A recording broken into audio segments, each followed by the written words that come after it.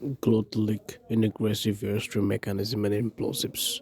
The glottalic inaggressive airstream mechanism produces sounds called implosives. Implosives are not meaningful sounds in English, but can be used to imitate sounds in the environment, as we will see in exercise 7.5.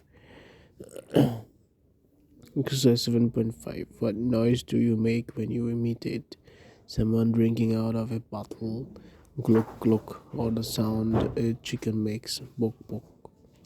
Comment. These sounds are very hard to describe in writing, and it is possible that different readers might use a variety of different sounds to imitate drinking and chickens.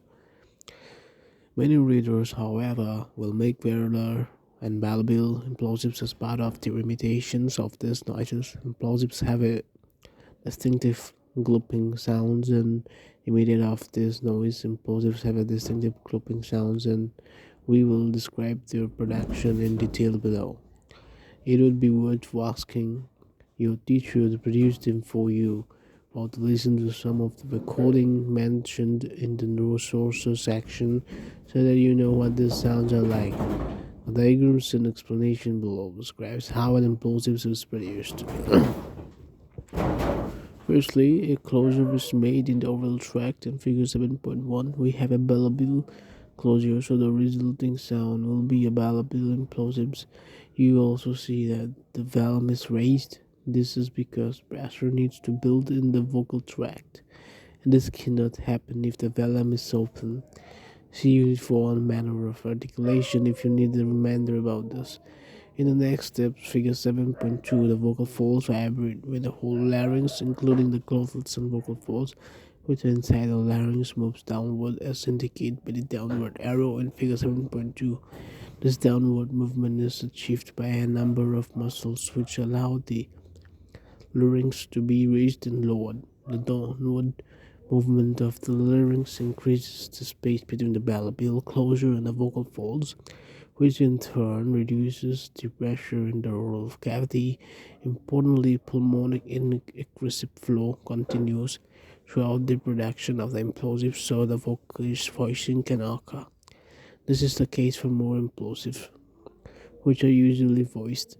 The oral closure ballable in this case is released as the air outside the vocal tract is now at a higher pressure than the inside. It flow into the air area of lower pressure inside the vocal tract as indicated by the arrow in brackets in figure 7.3. As air from the lungs continues to flow throughout all voiced implosives are actually produced within two simultaneous air streams, glottalic and aggressive and pulmonic aggressive. Finally, the larynx return to its normal position, and if no other sounds follows, the vocal folds open for normal breathing. See figure 7.4. Exercise 7.6. Try to produce an implosives you may wish to imitate your teacher or a recording, or try to copy the steps above. The trick is to move the larynx down while there is a closure in the oral cavity, not before or after the closure. You can practice moving your larynx up and down by pretending to sing high and low notes respectively. You can watch yourself in the mirror, and when you can move your larynx down at will, try to do it with lips closed while voicing.